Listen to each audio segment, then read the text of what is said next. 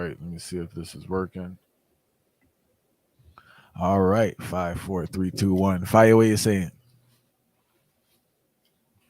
Yes, Father, I give thanks to life, you know. No, serious thing. We are here on the live stream, Bald Head and the Dread. Special guests, we have Dejazmatch Kwasi, lawyer extraordinaire of the Lions Voice Network. We have the legendary professor here, Milton Allimadi. We're going to get right into things.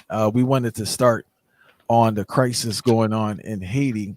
And I wanted to ask the Dejazmatch Kwasi what he had to say about that situation there. First and foremost, I just want to greet your audience in that divine name of His Imperial Majesty, Emperor Selassie I the First, and say glory and honor in the name of His chosen Queen, Empress Waziri Menen. In reference to Haiti, it really, hurts my heart, to be honest, when I see what is happening, because it's a story that is so familiar. When we get down to the component parts, our militia groups that have, taken over the de facto rule of the country. And then you have a population that has very little choices, that is caught, in basically a geopolitical struggle for control and dominance. So I think there are two aspects. There's what's happening on the ground in Haiti, and then also what Haiti represents from a geopolitical standpoint, from a psychological standpoint. The Haitian people have been made to pay for being so bold as to win their independence over, these global superpowers. So Haiti has always had to be made an example of. But, I'll get into the details, but in terms of what's happening right now, what I see is a proxy war where our militias are being utilized to carry out the interests of shadowy figures in the dark. Let's just leave it right there for now. Professor Milton, what do you have to say on the topic? Well, as the comrade said, Haiti really was never allowed to function and to enjoy its liberation, the liberation that it won on the battlefield by defeating the European enslaver. Haiti is in a similar position that most African countries are in that they are independent on paper alone. There's a very famous book by a Kenyan socialist, Oginga, who was very well known in the 1960s. He was very prominent in the Kenyan fight for independence against, from Britain. And he was actually at one point even much more prominent than Jomo Kenyatta, who had been locked up. When they succeeded in freeing Kenyatta, he deferred to Kenyatta and said, Kenyatta is our leader. So Kenyatta became the first prime minister, and Odinga became the vice president of Kenya when Kenyatta became president eventually as well. But they deferred philosophically and ideologically. Odinga was a socialist, and he said, we cannot embrace the same system that had colonized us. So what would be the meaning of independence then? We need to adopt a different model of economic development. We need to give the land back to the people, the land that was stolen by the Europeans. So they disagreed, and they had a falling out. But Odinga wrote a book that is a classic that I recommend. Anybody can order it from Amazon or any other outlet that you can get, or get it from the library. And it was called Not Yet Uhuru. So even though Kenya was already independent, and Uhuru, of course, is the Kiswahili word for independence, he wrote the book, Not Yet Uhuru, basically saying if we don't transform our societies from the colonial structure, it's going to be as if we never won independence. Now, in the case of Haiti, it was not Haiti's choice, of course. As Brother Kwasi said, Haiti was punished for winning its independence. So it's never really enjoyed its independence. So Haiti is in the same position that most African countries, I would say actually every African country is in. They need to complete the process of winning their independence and enjoying their sovereignty. They're independent on paper alone. They have their national anthem, they have their national flag, they have what they call the state house or presidential palace or what have you. But all these are symbols of independence. None of them are independent. So that's what we are seeing playing out in Haiti today. Knife, welcome. Fire, right? We just asked Professor Milton Kwasi, introduction. What are their thoughts about the situation in Haiti? And I want to hear what you have to say also. I think the situation in Haiti does really reflect the kind of strategy that Europe and America has always been using for any country that have strong resource endowments, which are very important to their own development. Yep. See, their own development means the Euro-American development.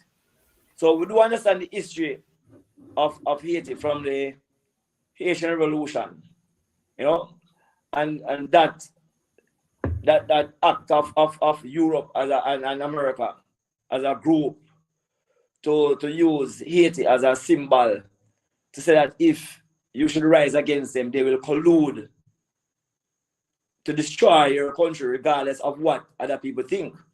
But today, though, even today, people don't recognize the immense amount of resources that are there in Haiti.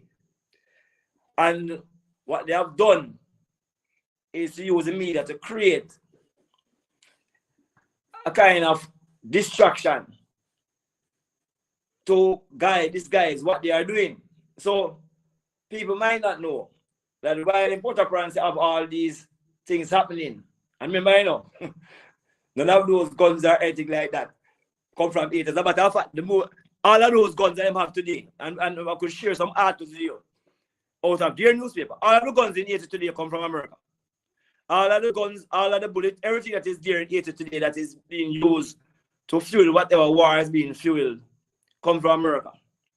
But at the same time, you have cruise ships that are still docking in Haiti with tourists from America. Mining is still taking place out of Haiti, in Haiti, by non-Haitians. Exports are still taking place out of Haiti by non-Haitians. See? And so, in reality, the history of Haiti has been one where the United States, in particular, which is just a child of the UK, has established them puppet governments from Papa Doc to Baby Doc, come straight through. And anybody who don't necessarily agree with the United States, you'll find the United States, just as they have done in many other countries, fuel unrest, because you know what's going on. When a country is in a state of unrest, you have no time to focus on your local development, while persons could still be there extracting all of your resources. So, not just Haiti, we must examine why is that the three islands that make up the Great Antilles, Jamaica, Haiti, and Cuba, who forms that triangle. The three islands that have the most resources, which is the same Jamaica, Haiti, and Cuba, are the ones that are face a high level of underdevelopment, which means that the development process was not done properly. Undevelopment, which means that you have an abundance of resources that has not been touched as yet. And all it has been fueled through supporting governments who have no real interest in the development of the people. Now, whether people want to agree with what them say the gangs, quote unquote, are doing, and I say gangs is not just a word that come today. They used to call us gangs from doing enslavement. Remember that every one of us who rebel, and freed ourselves from enslavement was a criminal. Freeing yourself was a criminal act, you know. Every hero that we have that are real heroes for oppressed people must have been a criminal because we were fighting against the system, you know. But as I was saying to other people, that whether you agree with what the people consider the gangs are doing in Haiti, and most of us probably don't even know, but see some of the things that are coming out in the media, we know what the media can do as well. We need to ask ourselves, why is it that those persons get a lot of support from other Haitians on the ground? Why them get support? What is that people know that those people in Haiti might know that the rest of the globe do not know? What is happening there? So there's always what is called the unknown unknown. But what is known though, as a fact, is that Europe and America have consistently created instabilities in many countries, Haiti in particular for this point of reference, to create instability whenever they cannot control. If they can't control the country, they rather to see it in turmoil with lots of separation and then position themselves as saviors. Remember that in the Haitian, I'm not talking about the Haitian Revolution, about just the other day when the Haiti had the earthquake. How much billions of US dollars was generated by the Red Cross to support what them call Haitian redevelopment. And today, them can't even account for 1 cent out of those millions of dollars. So these things have so many different fronts that you have to investigate it on. And United States have done that in many other countries. They have gone there, destroyed the countries, give their contracts to their own people to rebuild those countries. So it's almost like a business. Everywhere you check it out, this is really about how do you bolster the economies of Europe and America, either by exploiting people's resources, by creating instability in people's society, and then trying to dictate to them how they should resolve their own situation. Now, note that I'm not saying that I agree with what is happening in the Haiti in terms of the youth who rise against the status quo. But I don't disagree either. You're not in a position to agree nor disagree because you don't know. But what you can agree is what the history has shown, that anytime you see Europe and America doing the things that they are doing in countries like Haiti, this has been an historical path for them. This is how they operate. And if we review the history, you'll find that in the analysis, the persons who are being oppressed are never the persons who are wrong. The oppressor is always the wrong person. So nobody in Europe and America can tell you about Haiti. You can't tell about gangs in Haiti because America and Europe has been the biggest gangs in the world. Going around, destroying and killing people. Killing their own people as well. Yes? So just as how I said at one point in time that part of the challenge is that in Africa is that Africa is looking for solutions outside of Africa when all that Africa needs is within itself.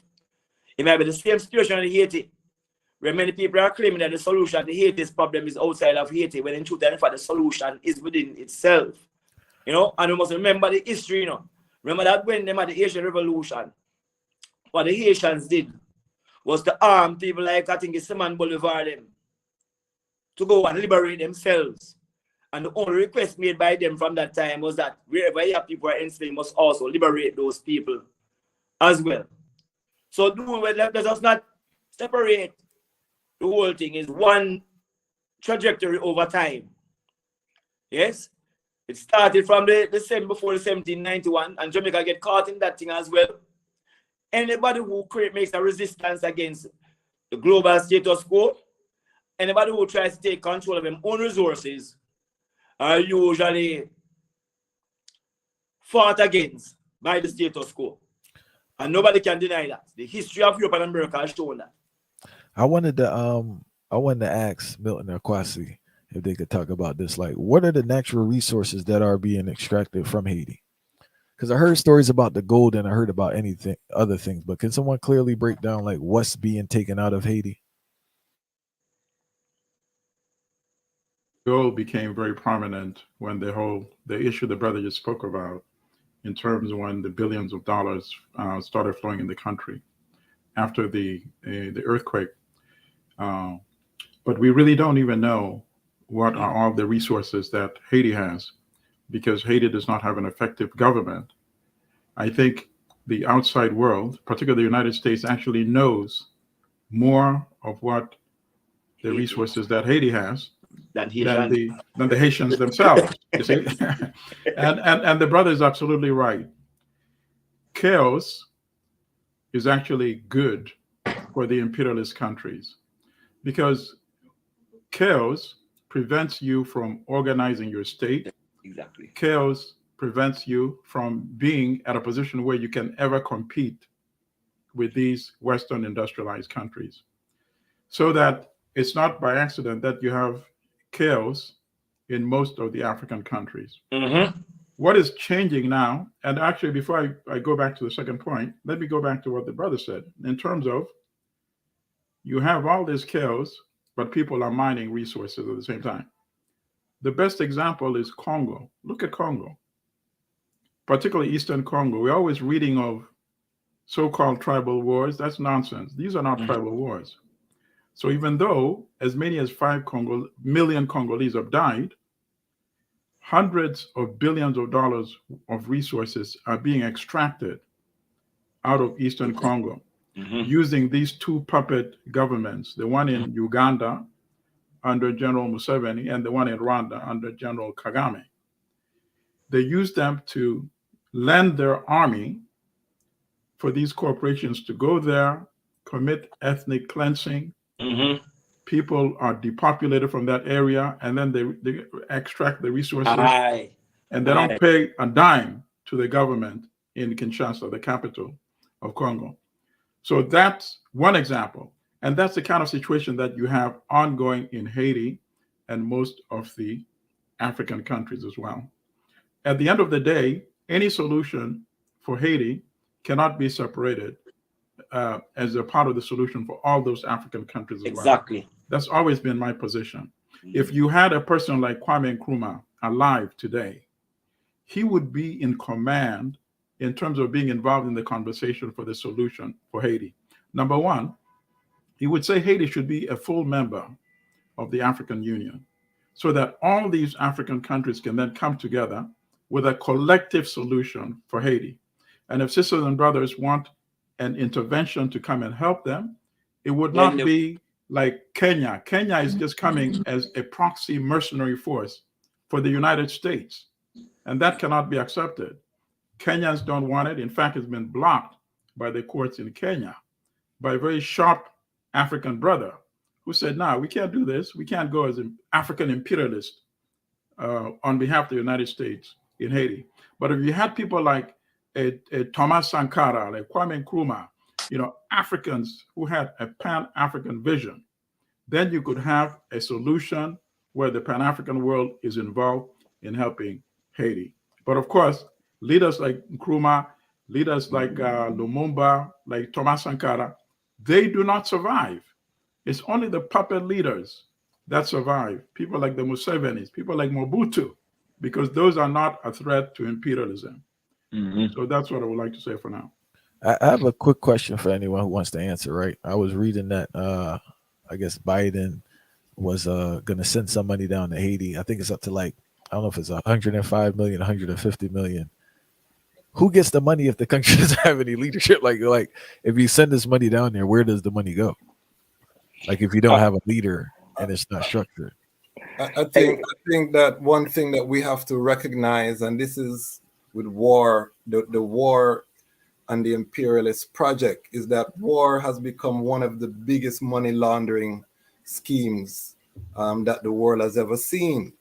All of these wars, if you look at the money, when you hear about the billions being sent, remember that most of this money is being sent to private contractors, non-profits, and when you follow the money trail of who owns these entities, you know what I mean, your questions are quickly answered as to why there's such a push for war globally. One of the things we have to understand is that the Greco-Roman era is coming to an end. We're watching the fall of one of the great empires. And so this is one of the most dangerous times, for global white supremacy, everything that's happening, because they are literally, in their minds, in an existential fight for their survival and their existence against the developing and the melanated peoples of the world. America stands as the enforcer, you know what I mean, for the European elites. Don't feel like the royal families are not still holding tremendous sway. What they learned from the French Revolution is that the true power needed to be behind the veil. And that's when you saw the rise of corporate entities, the nation state, and these things that were pushed to the fore to do the bidding of these global elites. So right now, it's a very dangerous time for all of the African countries. We have to recognize Burkina Faso, Ibrahim Toure, what's happening there with Mali, what's happening with Niger. These are very precarious situations that are taking place, popular uprisings. And what the problem with the popular uprising is that it always comes back to who are the ones with the purse strings that can spur the development. And this is why we see so many revolutions end up corrupted. After the revolutionaries get in power, they have to deal with the international system and the flow of capital. They have to put people back to work. They have to connect the economy. And this is what the imperialists overstand, because they control the entities of finance and all of these things. This is why Kadamawi Haile Selassie was so important to the Pan-African project, or the Pan-African uprising. And this is why you hear me continually putting this forward to my Pan-African brothers. 1931, Haile Selassie establishes the Bank of Ethiopia, buying the bank from Cairo, which was the entity, of course, owned by the Ottoman Empire. You have to control your financial institution. Africa has to move in this direction in terms of, monetizing its own resources. Right. Security is very important because every time, as my good brothers say, every time it's not that we don't know the solution. And we have to acknowledge that many times we have risen to do the right thing, but we're at war. And I think what we have to understand is that the war never ended on the African.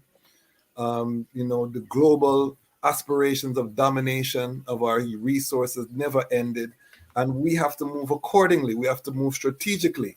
The Pan-African collective security is more important today than it's ever been. And if we have the illusion that one African country or one Caribbean country is going to be able to withstand what's happening, we are delusional. Final thing I would say is that right now there's a battle going on between a unipolar world controlled by the United States. This is the US doctrine, and a multipolar world controlled by BRICS and these countries over here. This provides the African with a unique opportunity, where we have some different options, in this global chess game. Before, we were highly dependent on Western investment with China, with Russia, with India, and all of these countries coming on board now. There are some other options, but with that comes dangers. I'll leave it there. But, these are the things I think we have to look at. We have to look at this globally. We can't look at this as just Haiti, just Burkina Faso, just Mali, just Niger.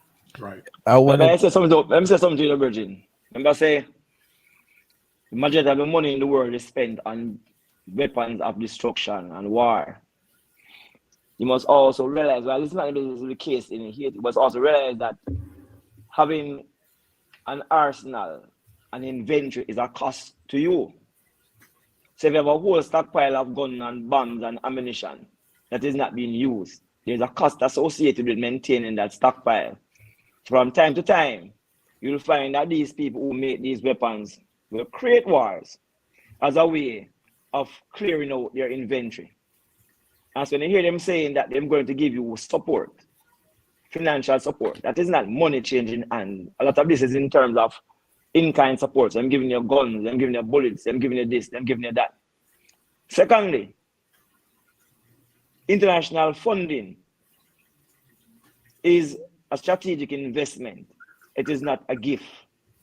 See? So when you look and read at the USAID documents, the USAID protocol says that the primary function of the USAID support is to expand the market for US goods and services. Not to help your country, you know, but to expand the market for goods and services. We do a lot of work with international partners. When a grant is offered, 50% of that grant is used to pay people who come from the country that grants you the support. So half of the money stays back in that space. The second half of the money, like a significant proportion of that remaining half, is spent on administrative activities. And in many cases, less than 20% of the money is spent to actually implement the program that they claim that they're actually implementing. It tells you then that there's at least an 80% leakage of whatever money you hear them argue that they're going to give to any country as aid back into the source from which it came from. So it's really about marketing. But again, it's really about the distraction. Because remember, you know, the world is the world from that time till this time. The place that have the resources and the place where the sun shines, which is where black people tend to be, wherever they in the globe.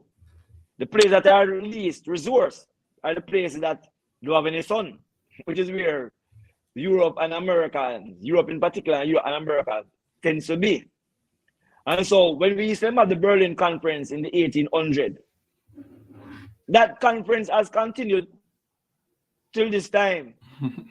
There has never been a time when Europe was not meeting and strategizing how they're going to continue to split up Africa and to continue to split up other people that have any form of resources. It's just because we think when we hear history and say, oh, 1880 that was the Berlin Conference, the feast was 100 years ago. No. Up to last week, then probably meet about what they're going to do. Right. And what they continue to do in Africa. Because in truth and in fact, they don't have anything in their country. It's called G7.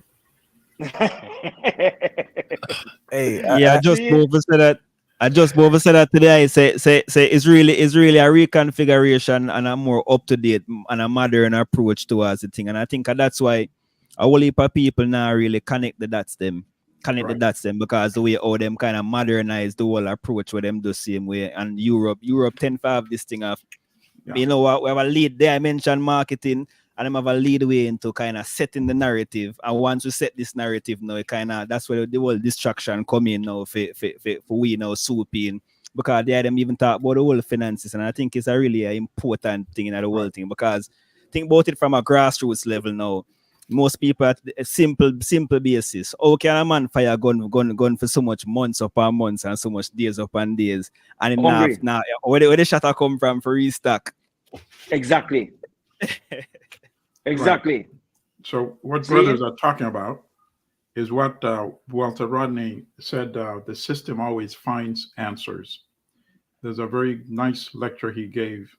I think it was at Howard University. It's on YouTube. It's called Crisis in the Periphery, Africa and the Caribbean. And what he said is that the system always adapts very quickly. So for example, when the system realized that we could not longer hold on to these colonies, they're going to become independent, the system made sure that the people who took over the leadership in these countries had the same ideological, philosophical, cultural, social, same type of aspirations as the elite in these European countries. So and I'm not trying to interrupt you. Them do it by offering scholarships to most of us. Absolutely. Who go there. And the success is based on the assimilation into the culture. Absolutely. So you have African Europeans running these countries, which is much more acceptable because colonialism now had been discredited. You can't have Europeans physically running these countries after the 1960s. So you have Africans who have European brains and mindset. And now, instead of having your soldiers based in those countries, which you still have, by the way, but you don't need too many now, because now you have the World Bank and the IMF. The World Bank and the IMF, you give them loans under certain conditions. That's how you control them. So you're cutting that check. But the brothers, Yes. you made a couple of points that I quickly want to comment on as well. In terms of the U.S. saying it's increasing aid to Haiti. Haiti does not need a dime from the United States. Haiti has land. Haiti has resources. Haiti has capable people. Why would Haiti need any money from the United States? Exactly. Number one. Number two, why is it called foreign aid? African countries have been getting foreign aid since the 1960s from the West. Show me a single success story Exactly. in Africa. So obviously, the aid is not meant to aid you. And the World Bank, right? The World Bank is called, the official name is the International Bank for Reconstruction and Development. They've been giving money to African countries since 1957, when Nkrumah became prime minister and then president of Ghana. Show me a single developed country in Africa. It's not there. So obviously, it means that the role of foreign aid, the role of the World Bank, is not to allow these countries to develop. And logically, why would a capitalist country go to develop another country to compete with it? It just doesn't make sense, logically. And then finally, I think one of the brothers said, and I forgot which one, I'm sorry, said, we have to seize the opportunity. This is an opportunity. Sadly, we don't have the kind of leadership that can really step forward. So you see what the discussion they're having in the CARICOM right now. That's just an echo of what the United States is advocating, right? That's not the solution really that Haiti needs. But if you look at an example of how an African country can significantly interject itself in global affairs, look at what South Africa did regarding the Israeli genocide on Gaza. We had all been watching daily frustration, helpless, just watching this ongoing genocide and saying, we can't do anything about it.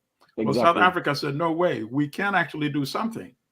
By launching and filing that lawsuit, it mobilized the global opposition against Israel and the United States with many consequences. Now you have some countries, including Japan, canceling any military relationship that they had with Israel. And now you have many more countries becoming much more emboldened in criticizing Israel because a lot of them were afraid.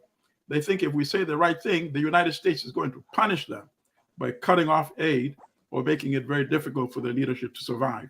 But now the whole world is coming together, so it makes it much more difficult for the US to retaliate against individual countries.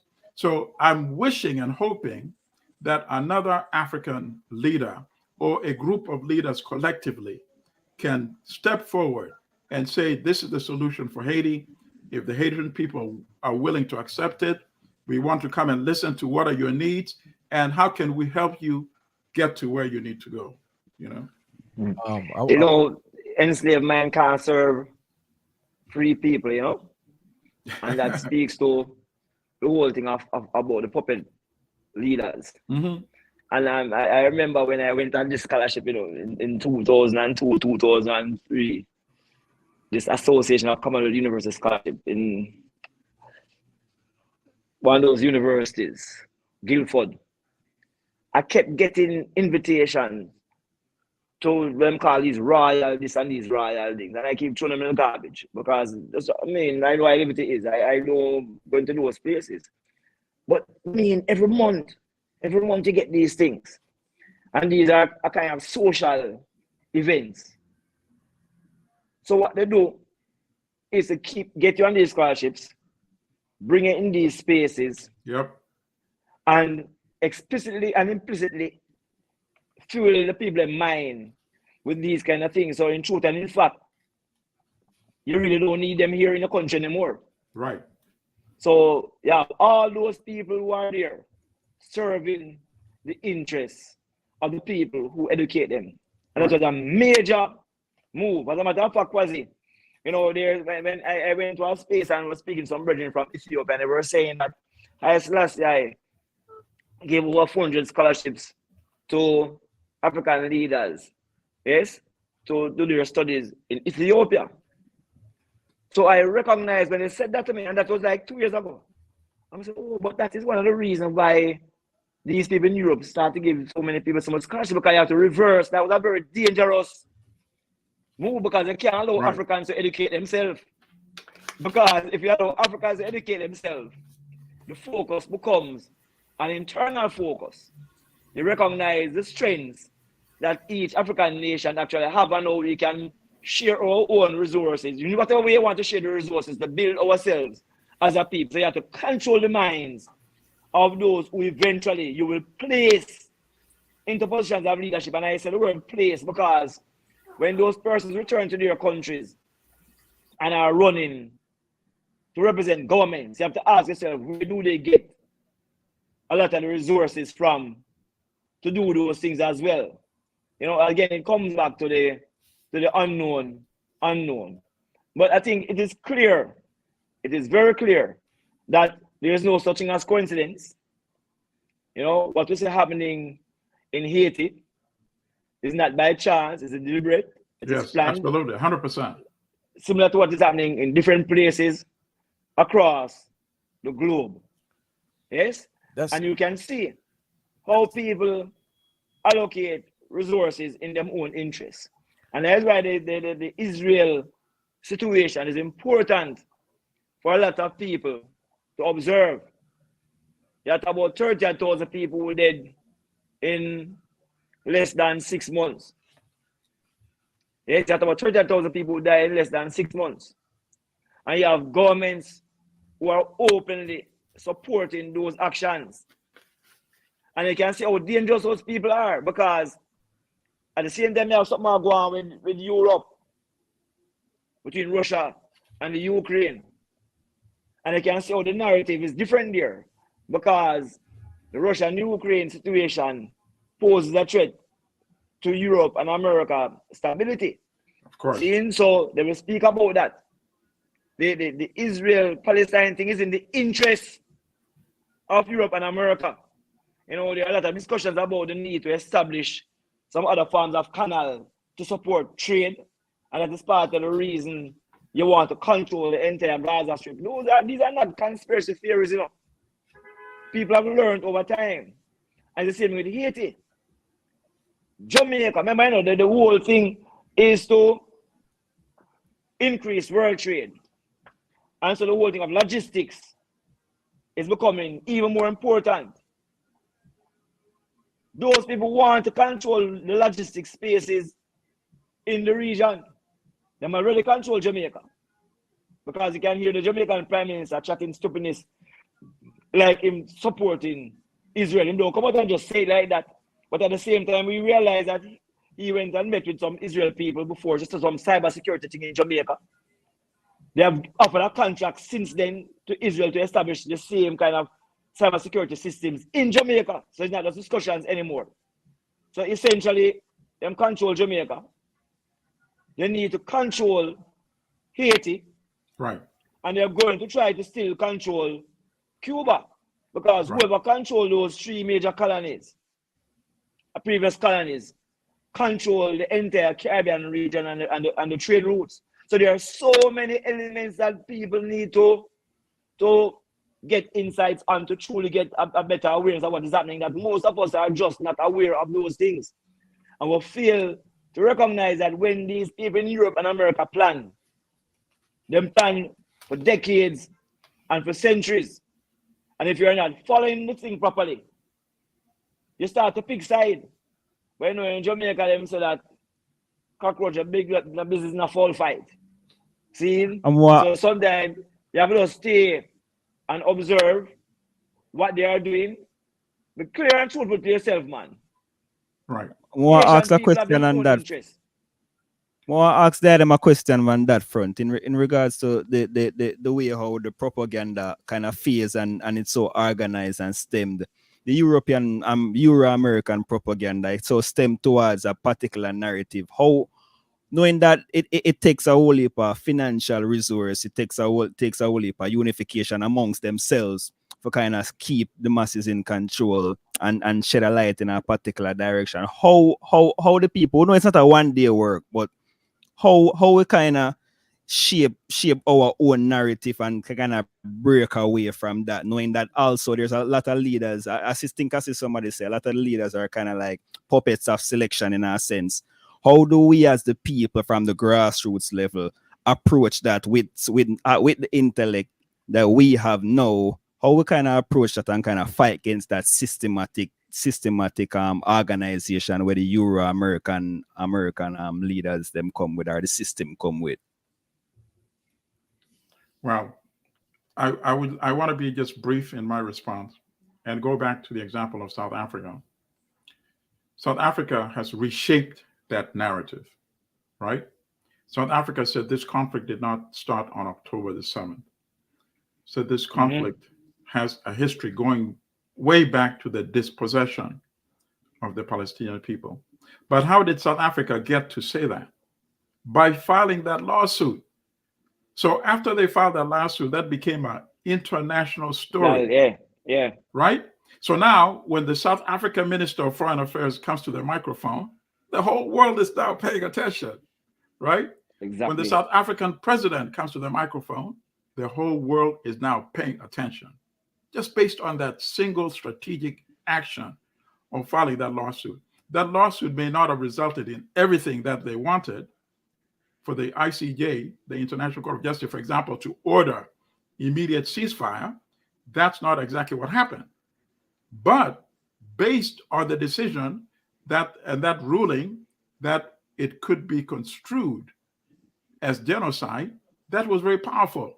And South Africa then started talking about that consistently and making sure it was never buried under the headline alone. So we need to change that kind, seize those type of opportunities. And Haiti presents itself to that opportunity. We need a leader that can do something like what South Africa did vis-a-vis the Gaza conflict, so that when that leader or leaders speak to the microphone, that new narrative that challenges the Euro-US narrative on Haiti can now start taking root. Everybody's now paying attention to South Africa. Nobody feels afraid now to stand up and say that Israel is committing genocide against the Palestinians and the United States is aiding and abetting in that genocide. I also want to make just one point very quickly on what the brother said in terms of the scholarships and the African people that they select to give them scholarships to go to Europe. I think we should not accept that as an excuse. We should still be very critical, because after all, Walter Rodney got a scholarship to go study at SOAS in the United Kingdom, but that scholarship did not produce a neo-colonial puppet. In fact, Walter Rodney said we need to take knowledge away from the academy and take to the grassroots. And that's exactly what he was doing in Jamaica, right? He was going to educate people in the so-called slums, right? The people who are being marginalized, maligned, and abused by the neo-colonial government in Jamaica. And that's why Rodney became very popular, so popular that when he went to attend that conference in 1969 in Toronto, he was declared persona non grata by a so-called African government in Jamaica. He was not allowed to come back, right? People who are not familiar with that incident, Google the Rodney riots in Jamaica, because the masses would not have that. When they realized what this puppet government was trying to do, they came out on the streets. We need to have our academic, intellectual people to not think that they're a special class separated from the people. We have to come and connect, and that is how we can fight this battle together.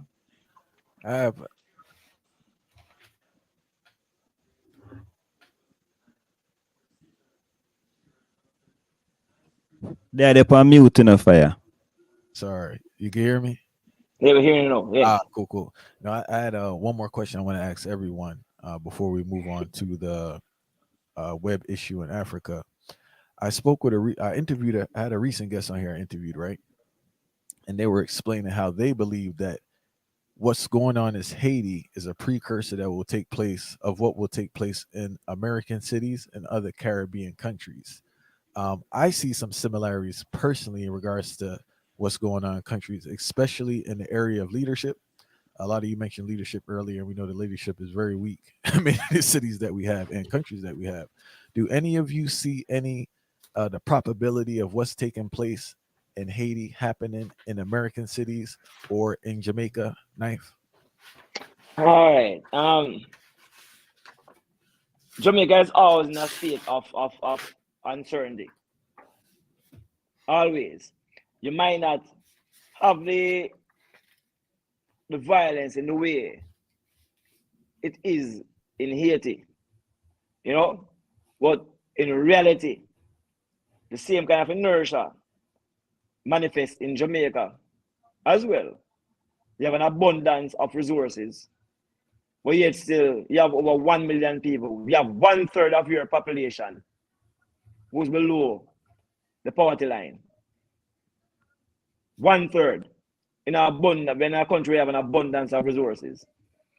There's increasing, at the same time, we are arguing that we have the lowest level of unemployment in the history of the country, but the highest level of poverty within the country as well. Yes? So it's really about the controlling of the resources in these countries and directing them to places that are under-resourced, which tends to be Europe. So you might not find the same intensity of violence and mayhem. But one thing you need to do is to track and trace what is happening in terms of the economics. Who is benefiting? So is that whether it is going to happen in Jamaica or other countries, is whether it will continue to happen in Jamaica and other countries. Because again, you know, remember that Haiti is also being used as a distraction, because while we're thinking about Haiti, we're not focusing on what they are doing in so many other countries around the globe. So they're benefiting on multiple fronts from doing what they are doing in Haiti. The challenge, however, though, let me say, now we're in the information age, you know, so things can't be hidden. So if you think about it, when the South African state, and it is important that South Africa made the statement because South Africa have a good historical reference point of going through similar things with European people. When they made a statement recently, the whole globe catch on simply because we have access to the internet. And the statement was made. Remember, we were making these statements about what's happening in South Africa from the 1970s and the 1980s, you know, and the way we had gotten the message out was through the music.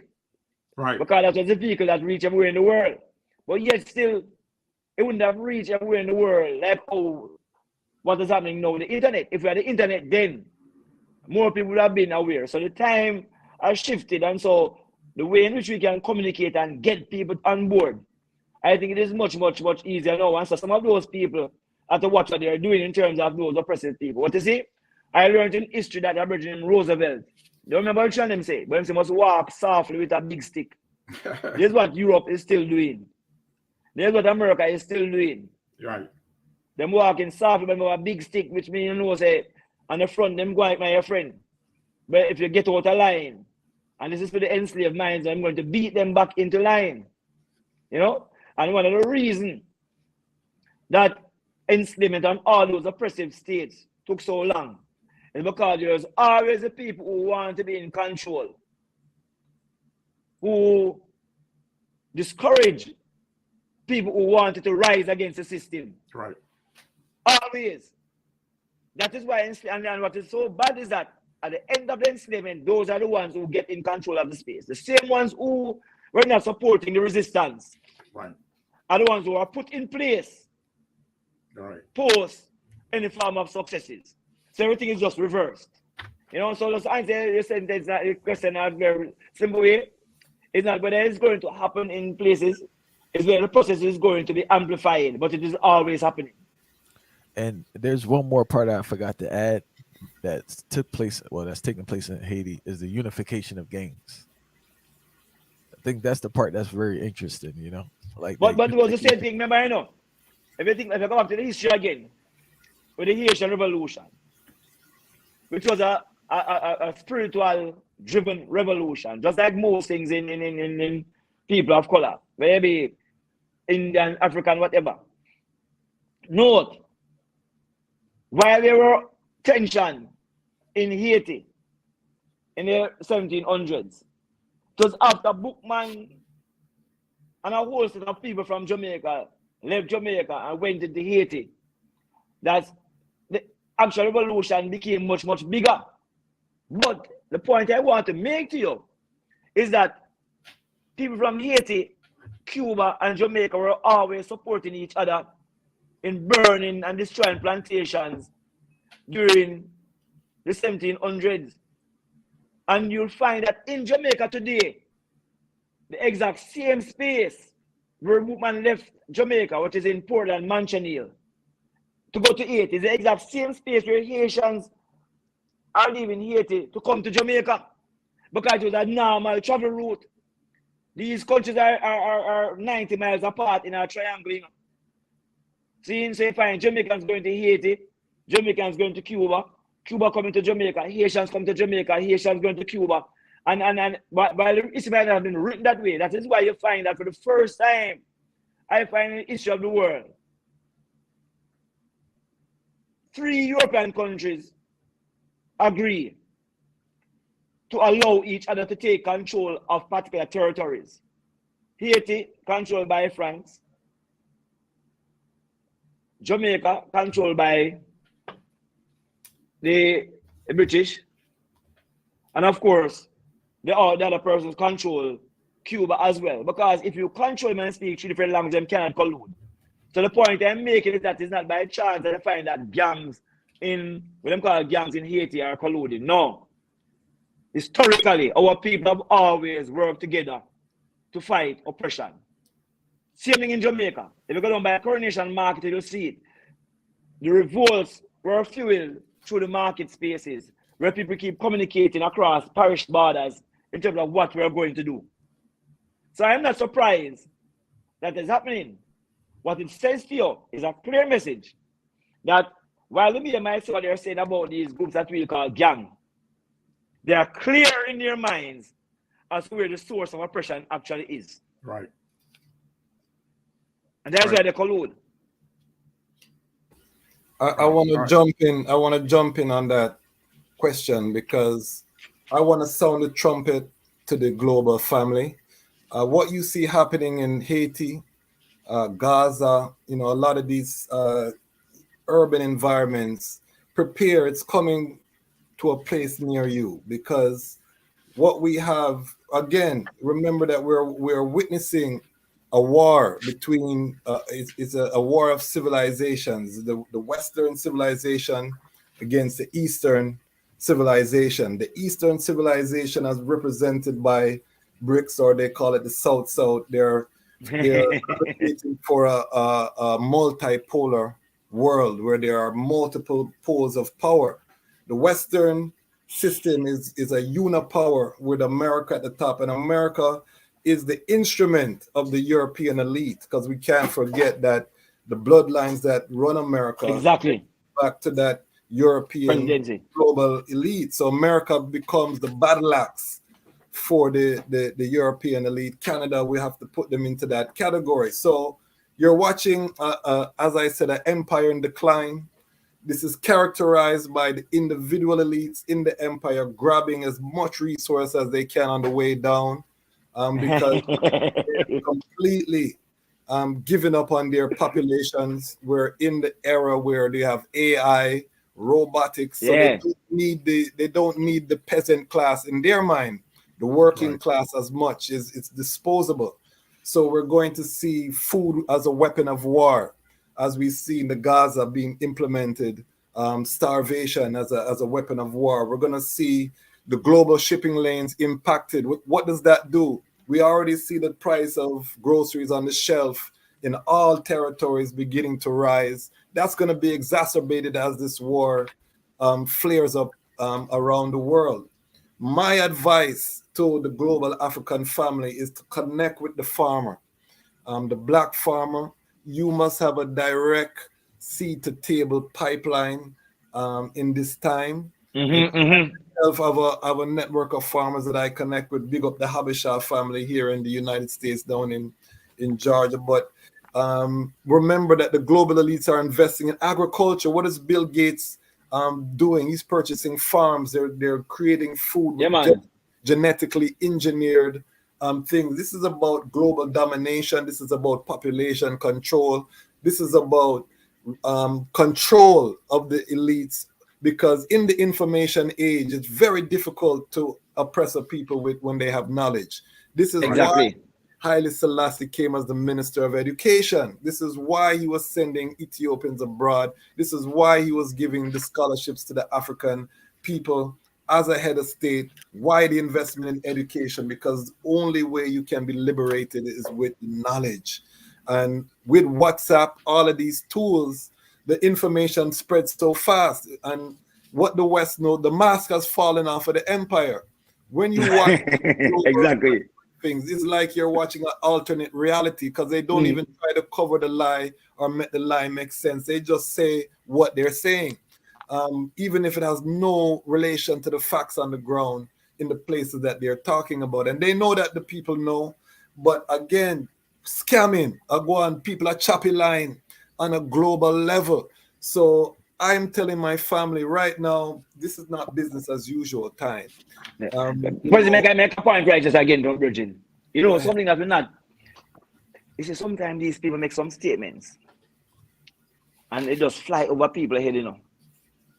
Do you know that the United Nations has declared that because of climate change, the next set of wars that are going to take place is wars because of migration and recolonization? Listen, you know, Virgin. And you see, when people talk, sometimes they're not talking to you, they're talking to them own friend, them, you know. Because while we know what the function of the United Nations is, we know that the United Nations is still controlled by the same people who go around and create these wars and take up people resources. Right. They make it quite clear to them that because of climate change and global warming, European people have to find places to migrate to take over people's land. It is there, you go and read their documentation. So it is a clear strategy at that level where they have to find and control other people's places just in case that they need to move. They need to control the land for the food, because they know, you know, they also know that while they can genetically engineer and modify food, they're not eating that food because of all the issues that surround those food as well and all the illnesses. So they want to control the place. Let me ask you a question. Do the farmers eat the cattle feed and the pig feed that they give? All right, continue. See, so that's the reality. So there's so many variables that you have to take into consideration. You know, it's a clustering. So when you're analyzing the situation, you have to use that kind of clustering approach to look at the different parts of this entire picture and say that that's what you're planning. I mean, when I do my PhD work, we call long-term dynamic strategic planning techniques, foresight and scenario planning.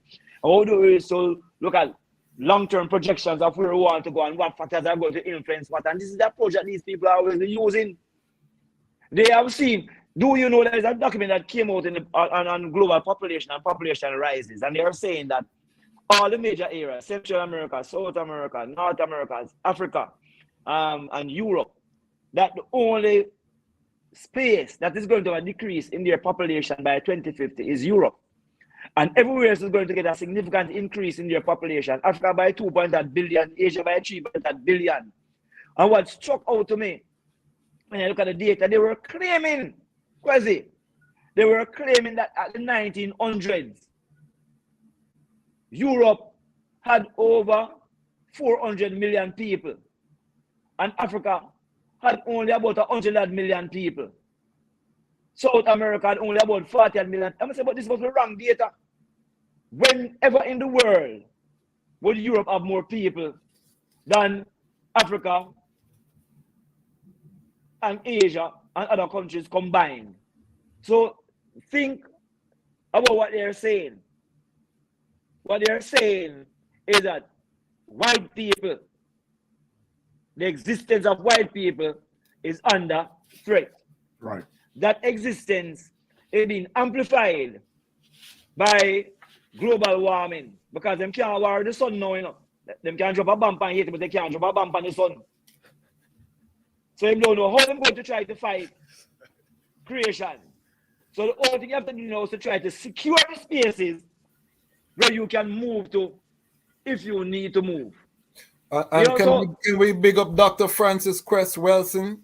You know, yeah, man. Howard University. I have to drop ISIS paper. I want to ask one thing real quick, Knife. You familiar with this 2042 they keep talking about? No.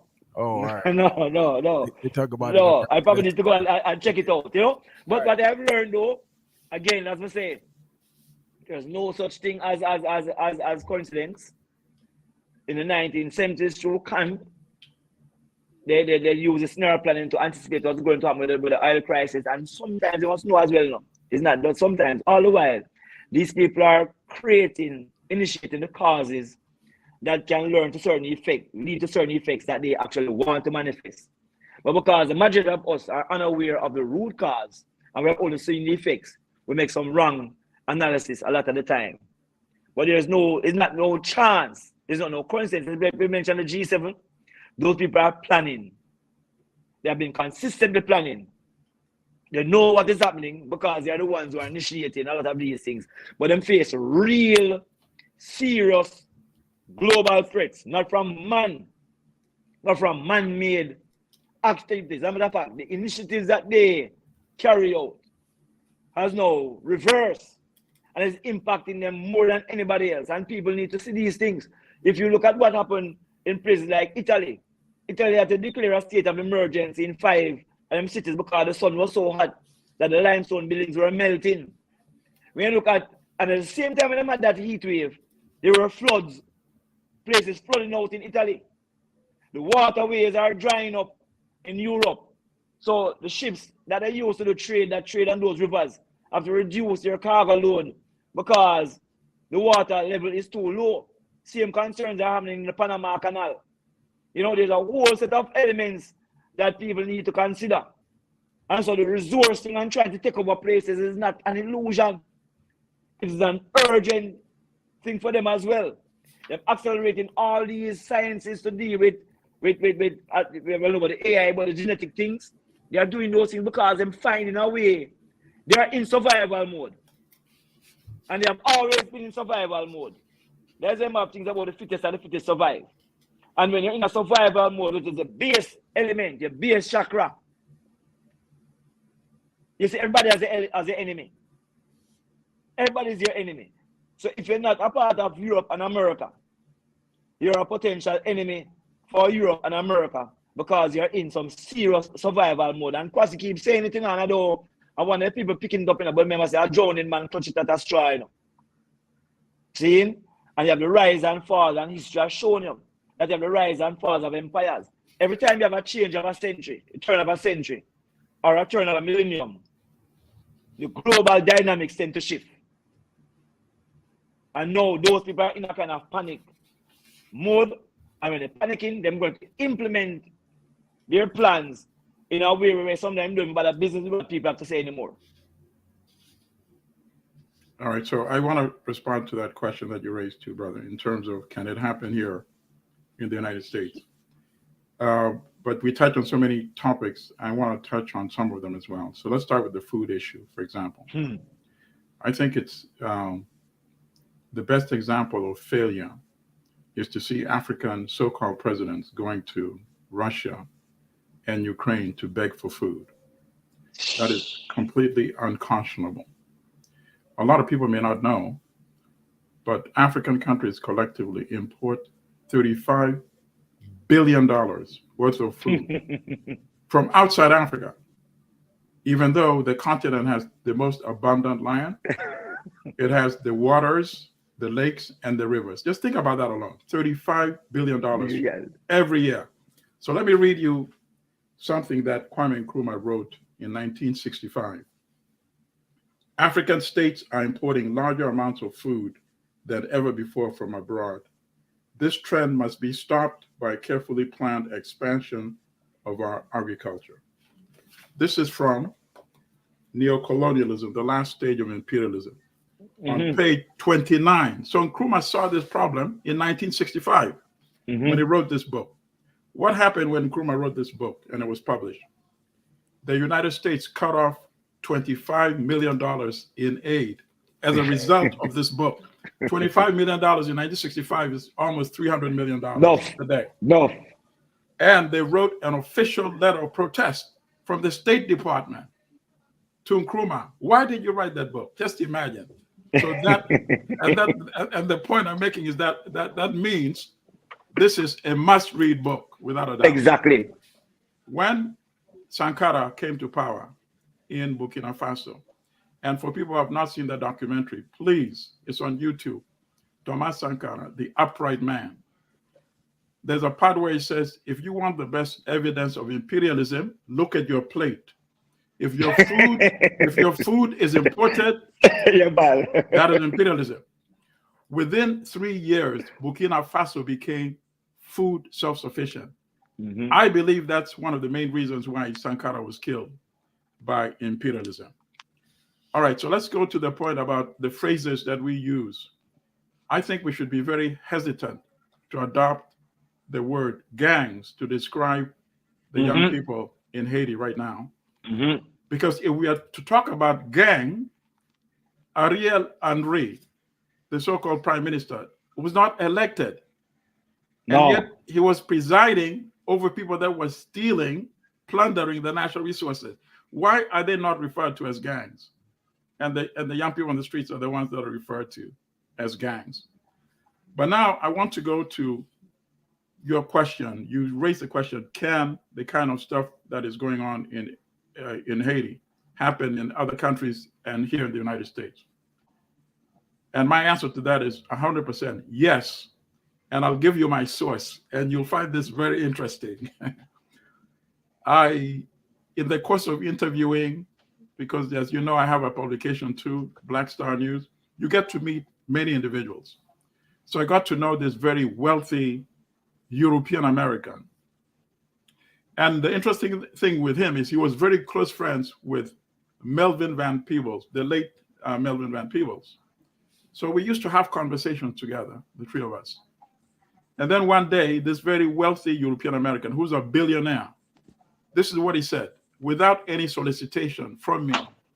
He said, Milton, I think we may have a revolution in this country. So I said, why do you say that? He said, because when I started making my money in the 1980s, you had a middle class in this country. You could get a decent job, you could pay off your home, you could send your kids to school, you could go on vacation, and you could retire and have money saved. But nowadays, just to survive, you need 3 jobs. Nowadays, there's no middle class in this country. There's only me, talking about himself, of course, and everybody else, which includes me, of course. He said, you cannot sustain any society on that model. It's not going to work. What they think in the back of their mind is that they can use the armed forces and the police to suppress it. But it's not going to work because it's going to start with one city and then a couple of cities together and then the entire country. And he said, why am I saying this? Because he was already like 80 at that time. He's almost 90 now when he's telling me this. He said, I can say it because I think it won't happen in my lifetime. But it's quite possible it will happen in your lifetime, Milton. So that is my answer to your question. This is coming not from a leftist, a Marxist, or what have you. This is coming from somebody who made his billion on Wall Street. So if a very wealthy person, a European American, is thinking like that, the answer is yes, it will happen in this country. And I would say quickly that the elites here are preparing. Look up luxury bunkers. Yes. Look up all of the real estate offerings, the gated communities with high security.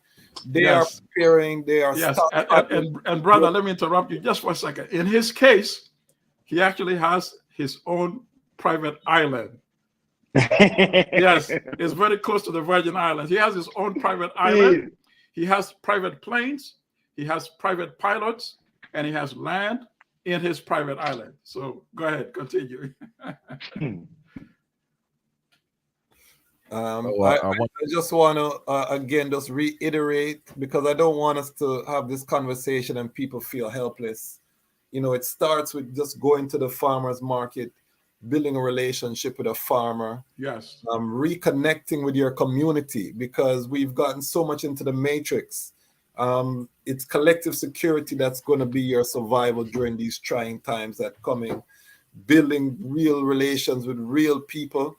You know, during COVID, I was back and forth to the continent, and I can tell you that when I was in rural Africa, you would never know that there was a global pandemic. I was among farmers, everything I've moved same way. And where you are when these calamities happen is going to make a huge difference. So particularly with the people who have families, young children, make sure that you have those connections with the rural areas where you are, because the violence is going to be concentrated in the city centers, you know, where you have this large concentration of people that are dependent on the trucks coming into the city, bringing goods and services every morning. When the global supply chains break down, which is going to happen, then this is where the rubber meets the road. So I really want my family, again, to, yes, we have to leverage the internet. I'm a content creator. I have the YouTube channel, Lion Voice. All of that is beautiful. But we're going to talk about the next topic, how fragile this matrix really is. And at the end of the day, if you do not have the real world connections and you do not have a plan for yourself and your family, then you're going to, you know, you're setting yourself up for a terrible situation. And I can't underscore this enough. We give thanks. I know, crazy, when you talk about this thing about rural, remember, you know, people also know that a lot of the major wars in the world are being fought over water and waterways. Water is agriculture, you know. Water and waterways. So we probably should do a kind of mapping to see what are the waterways like in these different territories that these people are actually creating wars as well. We know that, for example, with Israel and Palestine, it's such a strange thing. Palestine is one of the most water insecure countries in the world, while Israel is one of the most water secure countries in the world.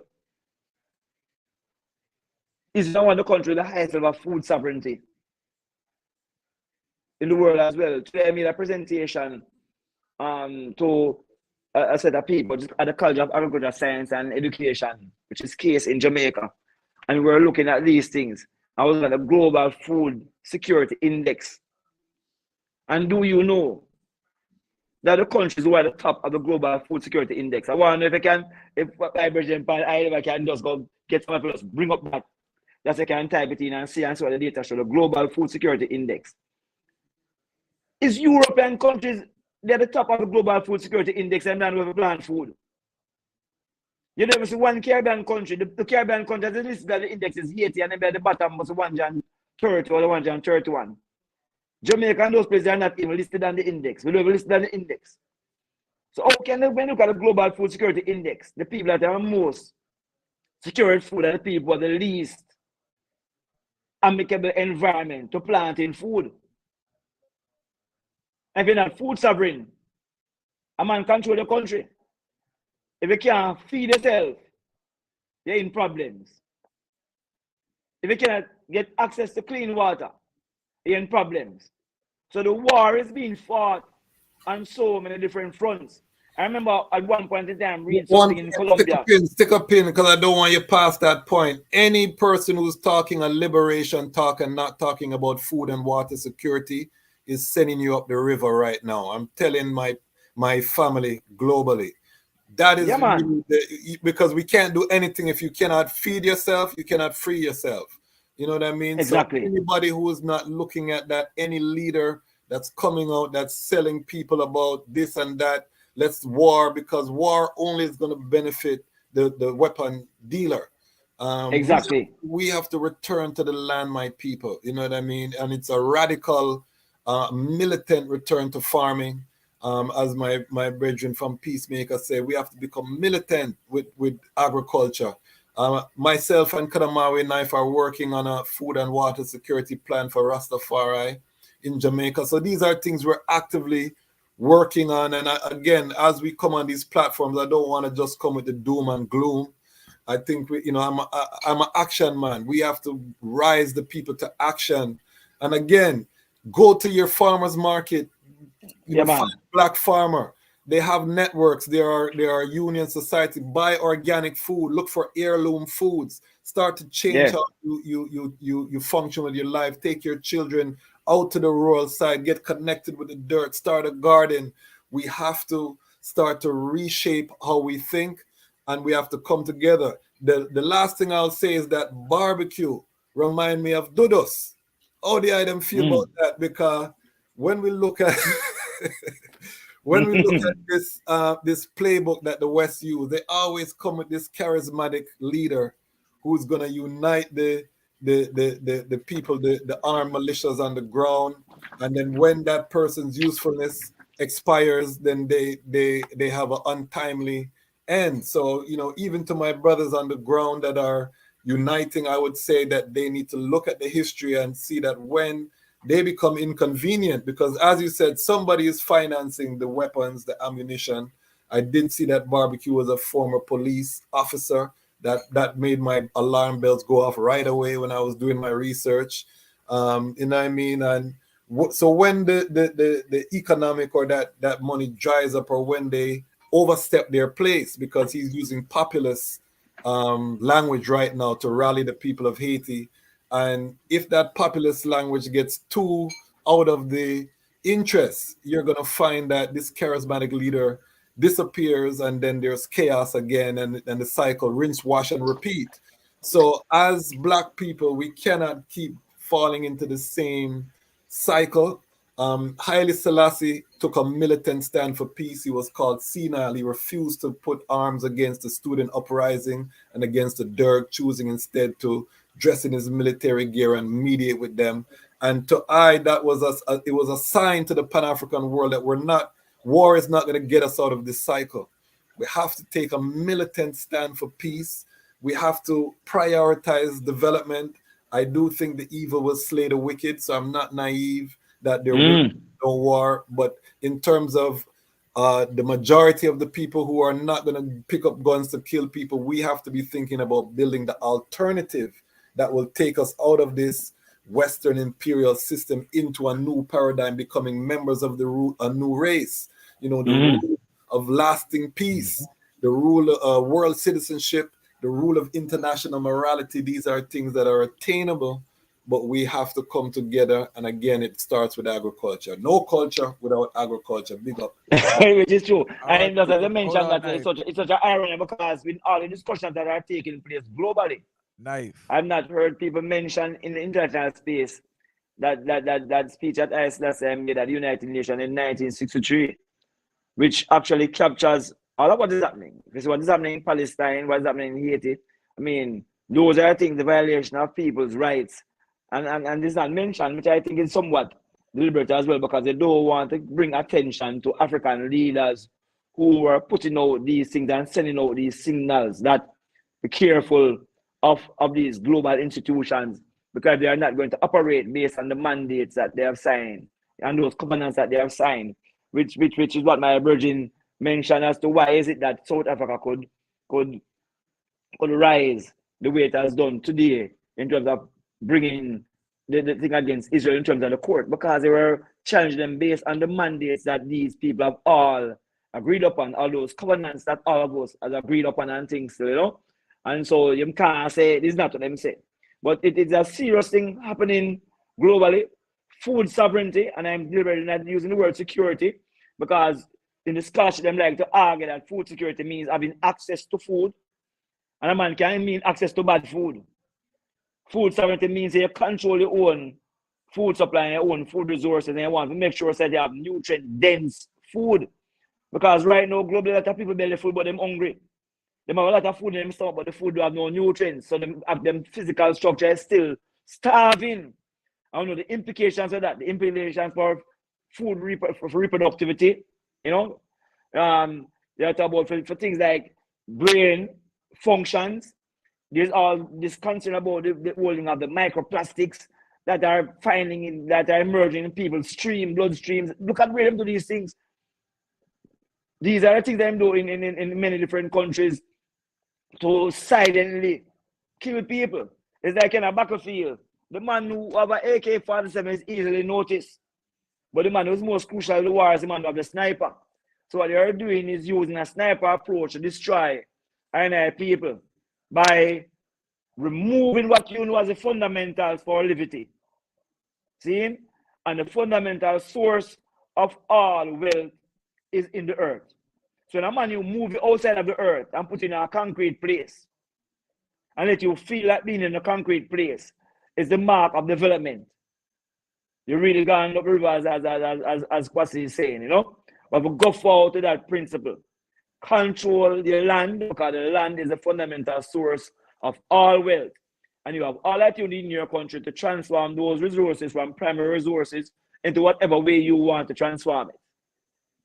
And Farai, due to the time, I just want to go and switch over to the disruption of internet services in Africa and how detrimental that is, their dependence on the one company. So whoever would like to start that one and explain what's going on there and how dangerous that situation is. All right, I'll keep mine very short because I know in the interest of time as well. First of all, this is another clear example of how I started today's conversation when I said not yet Uhuru.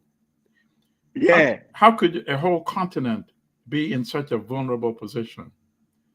Because now it means that if it was a planned and intended attack, it means all you need to do is cut some of the cables on the Atlantic Ocean, on the Indian Ocean side, and then you have a total blackout on the continent. Because nowadays, without the internet, how are you going to communicate, even to within the government and within the military? So this, to me, exposes how vulnerable the African continent is. You don't even need a nuclear attack. Exactly. You just need to sever these cables and the whole continent is gone. God. You know? So that's the most dangerous part of this. And I hope there's a lesson to be learned here. But sadly, if we don't make this part of the conversation and analyze it from this perspective, many of our misrulers never learn any lesson from it. So that's the only point I want to make about this particular issue. It's self-reliance and collective security. Self-reliance, collective security. Why is that weak at our own system in Africa? Why need the source to be from somewhere else? And unbelievable. Unbelievable. The natural resources that are used to build those cable systems come out of Africa. That is it, you know. The inputs that are used to create that system is Africa they come from. Taken out of Africa by the same people who control the system itself. So it's an opportunity now, because remember, when you put in the entrepreneurial mindset, a problem represents an opportunity to provide a good or service to satisfy a particular need. So the African continent must realize that truly, whether it was deliberate or not, we need to ensure that we have our own systems that we have full control over within our own continent. And again, I always argue, there's no such thing as coincidence. Coincidence is law not recognized. So people can argue, say, oh, because there's the war between those people are creating the problems and cutting the cables and then blaming it on somebody else. You know, they want to blame it on somebody else. What is the bigger message, as I just mentioned, is that say, we are not yet independent. We are not independent until we control all of the things that we consider to be essential to our own societies. You need your own satellites. You need everything for yourself. And the bad thing about it is that we have the resources to put it in place. What we don't have is people with the mindset to do what is required. The all is the mind, man, you know, and the universe is mental. if people don't get the mindset to do things in the abundance of water, the food is going to be thirsty. It's the same madness. How Africa importing $35 billion worth of food, man. That don't make no sense. And if you drop any seed in Africa, it does grow. Yes. It don't make sense. As the same thing.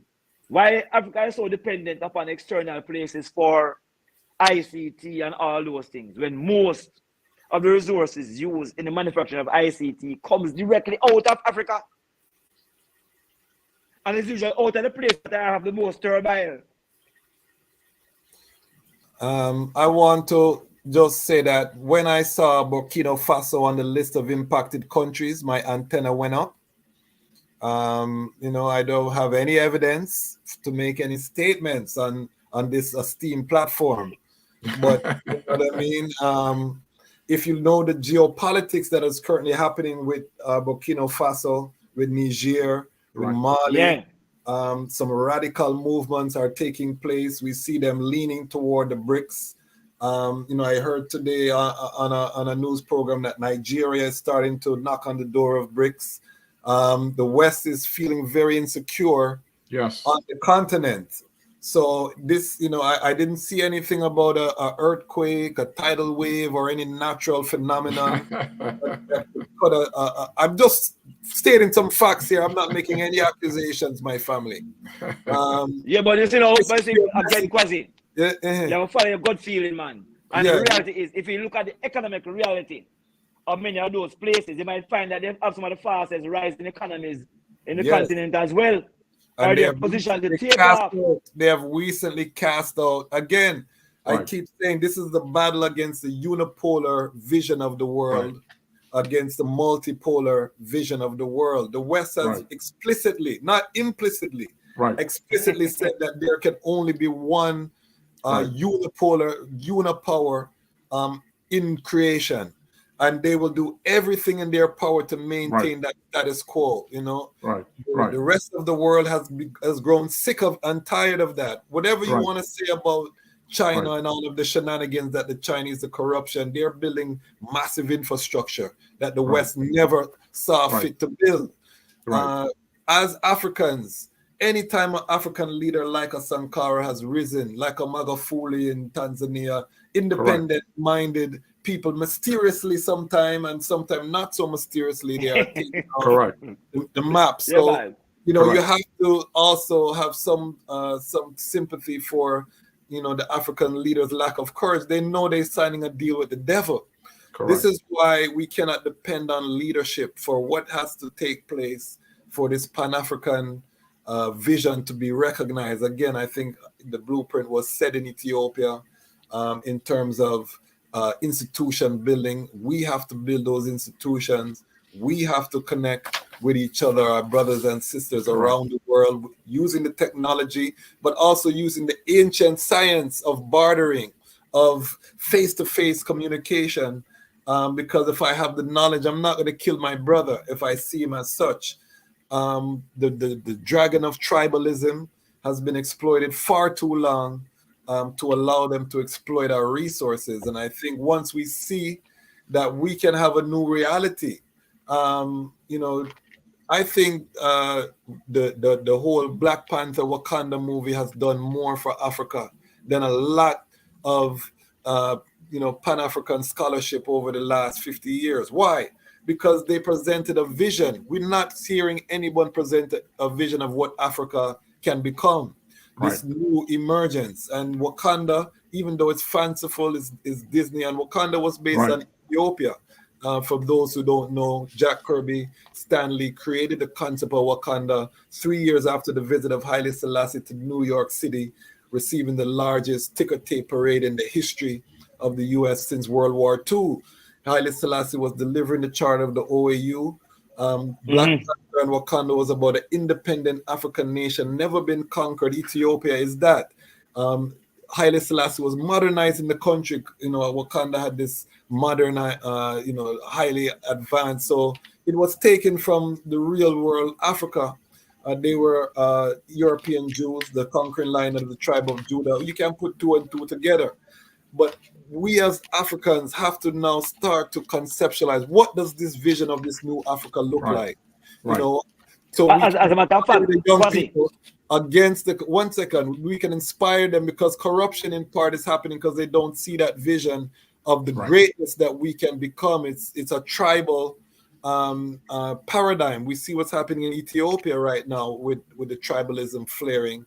When you're on the ground, you can see they do not see that vision of the United Africa, the Trans-Africa Highway that's being built by China right now, the potential of connecting Africa by rail, the natural beauty, the whole, the architectural, scientific, cultural explosion that is happening, even with the music, Afro beats. All of these things are part of an uprising that is trying to be suppressed, and we have to. As the scholars, as the Pan-African community, we have to put forward that vision of this new Africa. 70% of Africa is under 30 years old. This is a continent of young Exactly. We need to inspire the youths them. We need to come together. The diaspora has a role to play with our brothers and sisters on the continent, and we are confident in the victory of good over evil. So we have I have two things to say in that regards, right? So from one perspective, when it comes to the concept of the whole web outage in Africa, I think from the side of the West, I think that is the real importance of the African consciousness we needed in the youth seminar in the West, because you have to realize Africa is very symbolic towards our well-being, and I think most youths in the West need to understand that concept and really uphold that concept of the African consciousness, so we can start building from that front.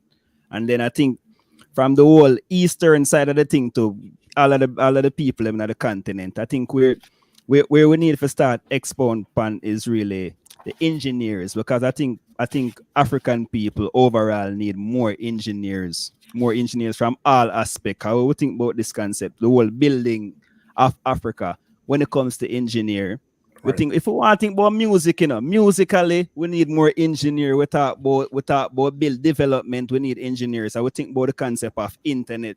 So I think most youths now, younger African youths, because I mentioned the population of Africa and how the young youths them really control majority of the population. And I think this now really has a major problem, because they then become users of the internet and users of technology without the understanding of technology, and even them can't really understand where their role coming into technology. And that I think where really a cause a whole heap of problem, I think it's a fear though, because what I know, again, it is so.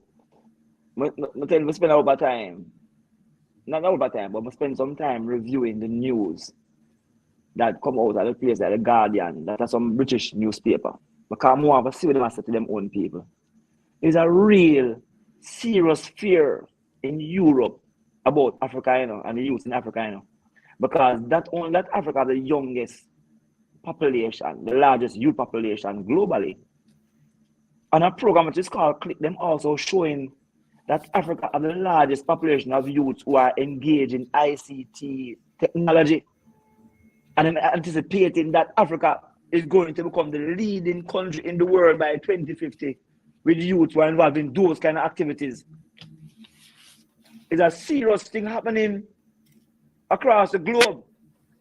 The fear of Africa rising is very, very, very, very real in Europe.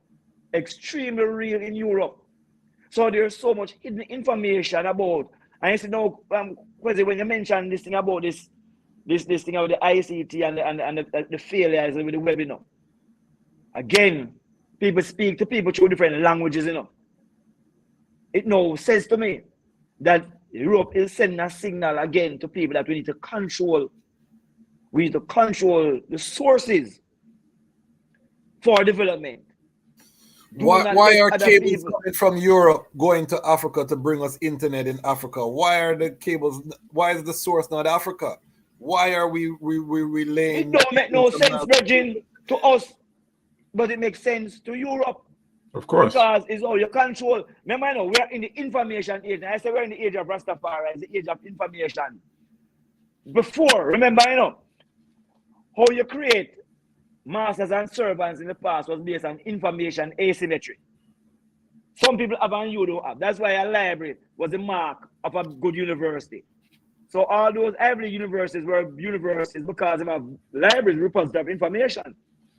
Now with internet, that is no longer there. So people have access to the information. Now the question is, who will control the flow? So anybody who can really control how information flows into your place, control you as well. And the information is in the digital format now. So if you can control the digital highway, you control it. Same talking about the things that the metaverse and all those things is really never show you information are going to be advanced, etc. But who control those things? See? But I'm saying when I get to some of those articles that are written, when you watch some of those things on the BBC, there are some things them call Inside Africa now, you know. And while they might push some propaganda, when you go behind the thing and start to analyze it, you realize there's an explosion right now in the minds of a lot of African youth as it relates to being in tune with the technology. And that is the fear that I have. Because Africa is going to surpass all of them. They've stated, just go and type in these things. Africa 2050 and see what it's going to make, and make a comparison between what is going to happen in Africa, what is going to happen in Europe. And if you still take into account the whole thing of the global, the climate change, the reducing population in Europe, the food situation, all those things have been taken into account, and how the information superhighways, what role do those things play, and who controls it. Listening to everyone, right? I was just thinking that. Could you give me 1 minute if you don't mind? Cool. I want to respond to what Brother Kwasi said also, just to amplify it, because he's mentioned it a few times and I never had a chance to respond to that. He kept speaking about Burkina and Mali and Niger, and that's very important. When the military took power in Niger, they were given 1 month by France. France speaking through the ECOWAS, the West African community, gave them 1 month to reinstate President Bazoum. The reason that did not happen was because Mali, Burkina Faso, and Niger came together. And they said an attack on any one of these countries will be considered an attack on all three of us.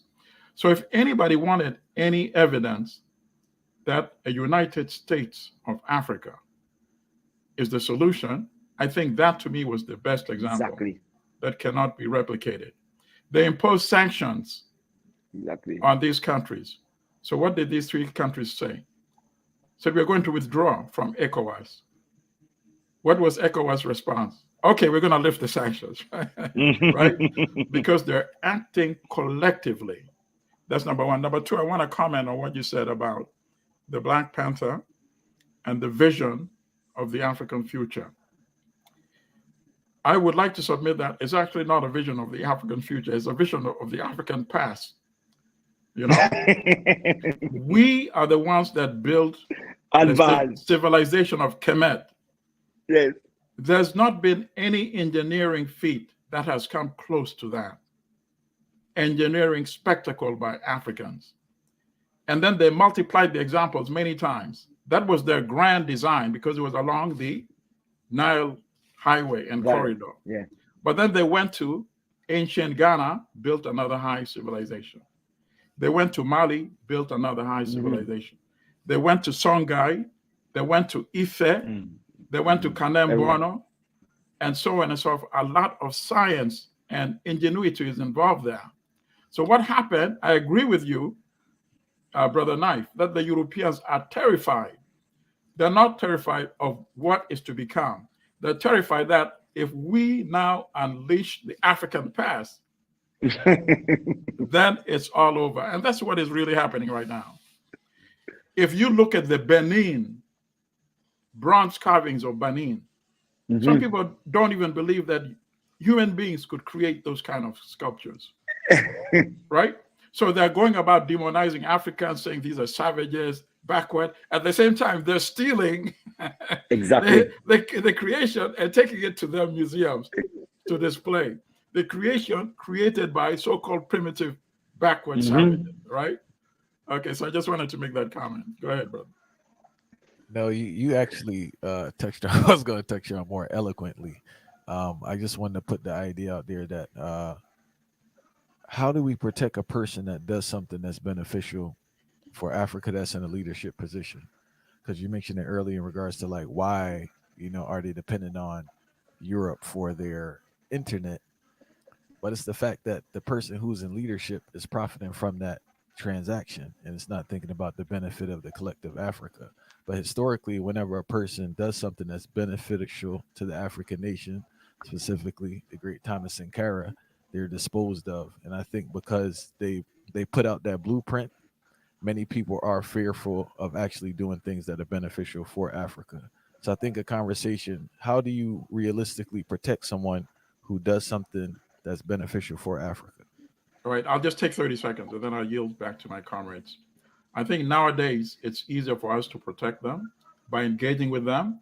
And I think it was Brother Knife that said the internet has really changed the dynamics. If we are not living in the internet age, I don't think Julius Malema would be alive today. Julius Malema in South Africa is talking about giving the land that was stolen by Europeans to Africans. And he's saying, why should we pay them for the land that was stolen by their ancestors? Without the internet, Julian Malema would have disappeared a long time ago. But now people see him when he comes to the stadiums, tens of thousands of people come out because he's constantly in communication with them via the internet. And that I think gives us a good opportunity to protect them, a better opportunity than we had in the past. Anybody else before we wrap it up? No, I mean, it's really about knowledge. It's knowing. And my brother, right? When people know, they're not going to unknow. And you can't tell them it's stupidness. And remember, a lot of things that are being said today in the open, some of it was being said, but it was as widespread. And so people tune into them historical reference points and say, but we were being told this thing here 20 years ago, 30 years ago, and it's still happening now. And the evidence is overwhelming. So the more you give people the ammunition of information, they will fight because they know. Ignorance is one of the ways in which you keep people imprisoned.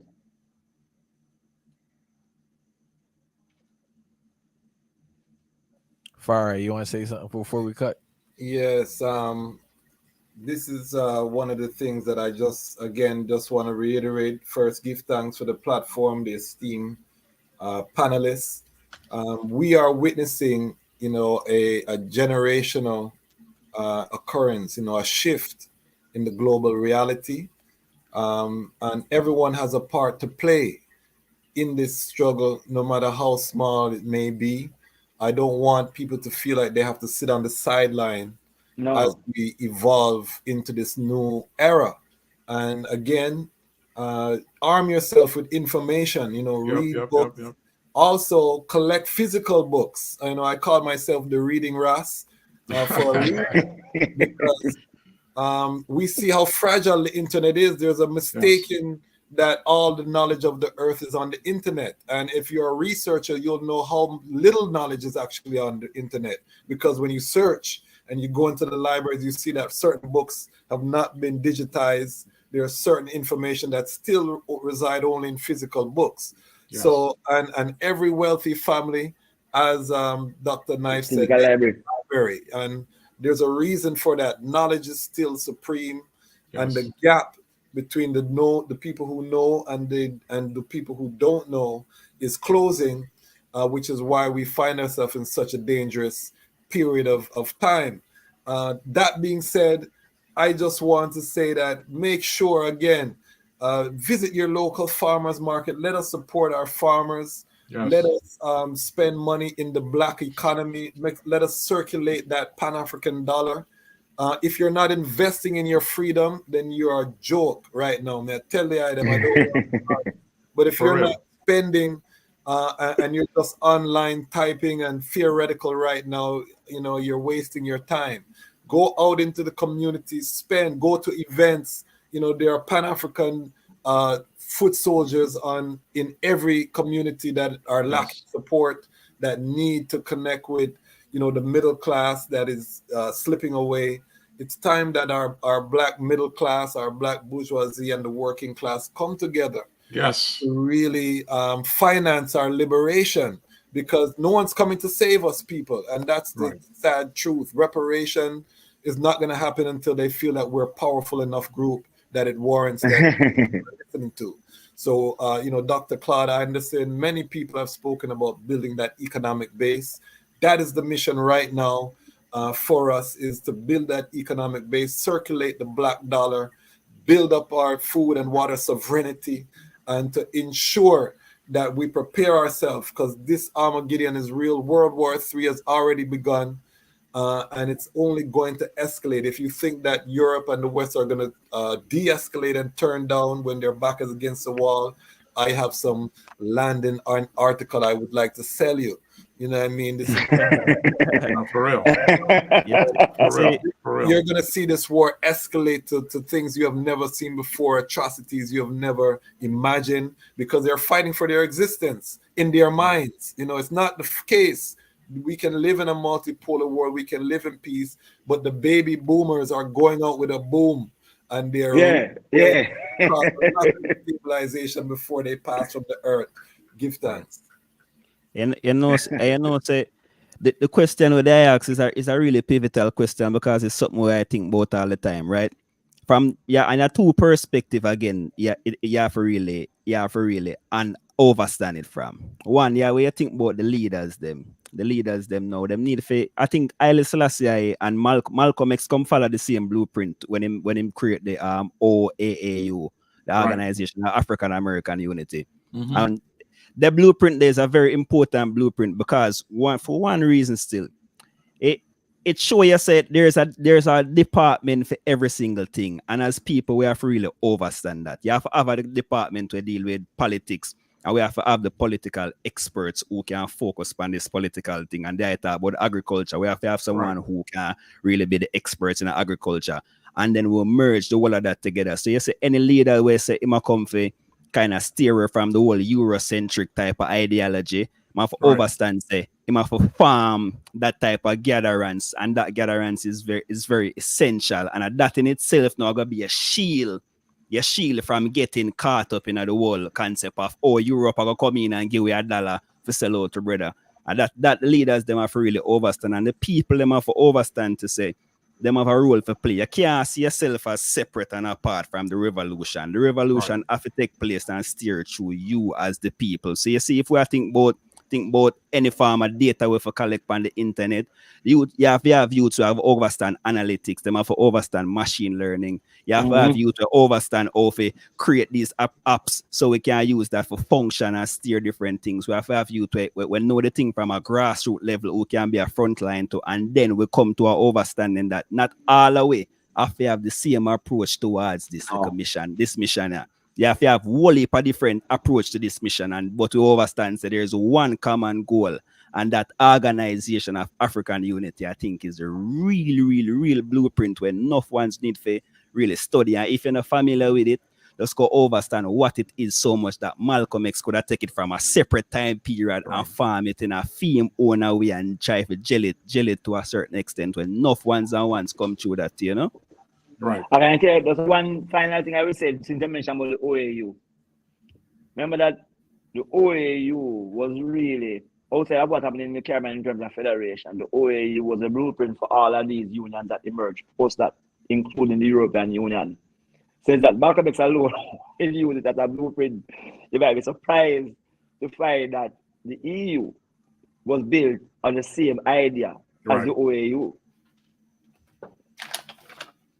No, serious thing, and truly, we give thanks for everyone who tuned in.